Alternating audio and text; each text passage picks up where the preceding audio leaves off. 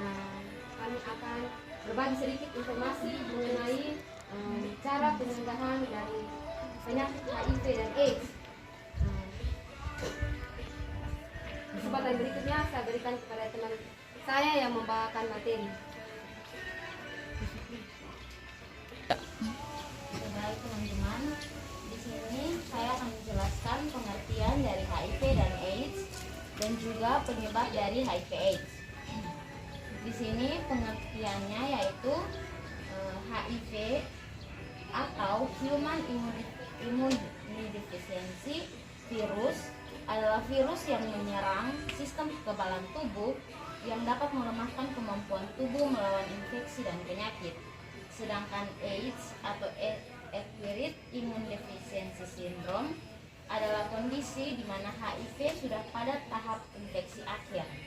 Dan ketika seseorang sudah mengalami AIDS, maka tubuh tidak lagi memiliki kemampuan untuk melawan infeksi yang ditimbulkan.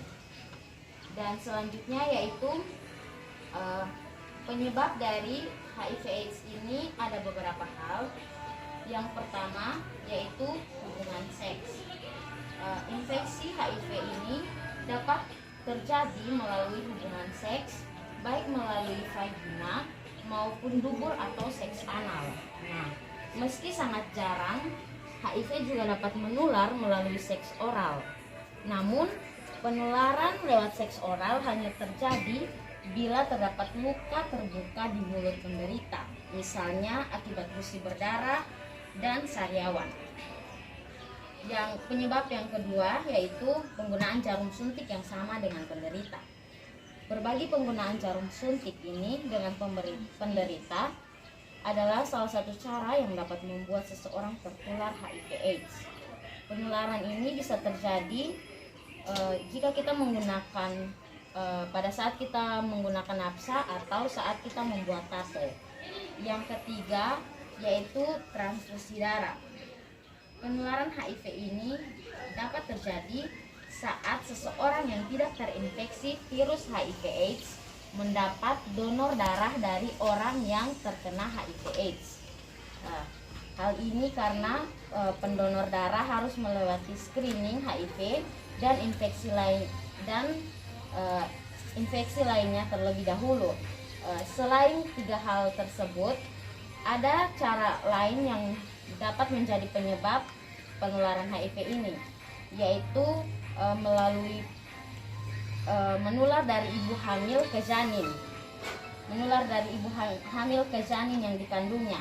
Virus ini dapat menular pada proses melahirkan atau melalui air susu ibu saat menyusui. Dan juga perlu kita ketahui bahwa virus HIV ini tidak menyebar melalui kontak kulit seperti berjabat tangan, berpelukan dengan penderita. Penularan juga tidak terjadi melalui ludah, ciuman, gigitan, atau berbagai alat makan, kecuali bila penderita mengalami sariawan, gusi berdarah, atau memiliki luka terbuka di mulut. Gejala HIV dan AIDS. Gejala HIV dan AIDS tergantung pada tahap di mana orang tersebut sudah terkena infeksi. Tahap pertama tidak menimbulkan gejala apapun selama beberapa tahun. Pengidap akan mengalami nyeri-nyeri seperti flu beberapa minggu setelah terinfeksi selama 1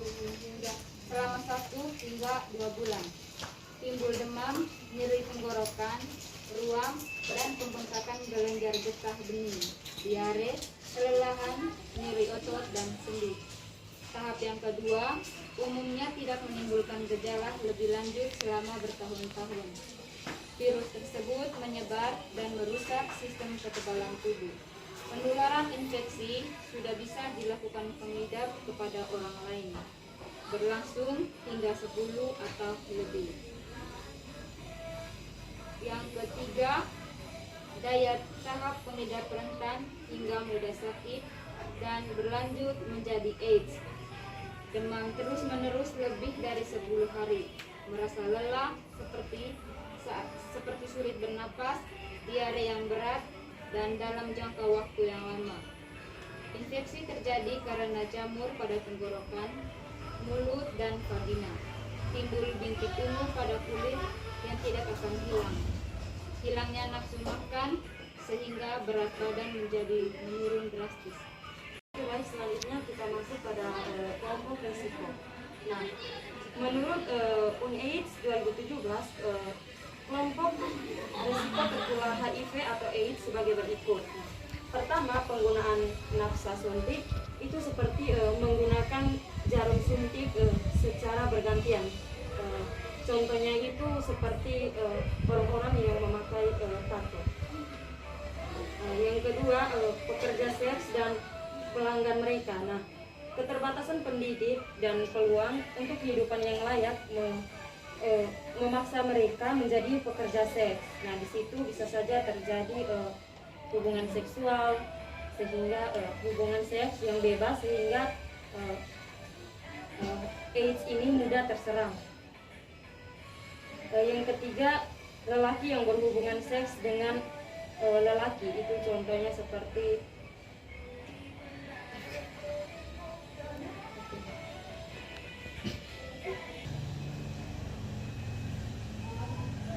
yang ketiga itu lelaki yang berhubungan seks dengan lelaki. Nah, yang keempat itu narapidana. Yang kelima pelaut dan pekerja di sektor transportasi, dan yang keenam itu pekerja buruh atau migran worker melalui hubungan seksual berisiko seperti kekerasan seksual, hubungan seksual dengan orang-orang yang terinfeksi HIV/AIDS. Nah, berikutnya kita masuk di cara penularan. HIV ini ditularkan dari orang yang melalui pertukaran cairan tubuh seperti darah, cairan vagina, dan ASI. Nah, terinfeksinya tindakan seseorang tergantung pada status imunitas, gizi kesehatan, dan usia serta jenis kelamin merupakan faktor risiko. Seseorang akan berisiko tinggi terinfeksi HIV bila bertukaran darah dengan orang yang terinfeksi, pemakaian jarum suntik yang bergantian, terutama pada penggunaan narkoba atau hubungan seksual. Nah, penyakit ini menular melalui berbagai cara, antara lain melalui cairan tubuh seperti darah, cairan genitalia, dan ASI.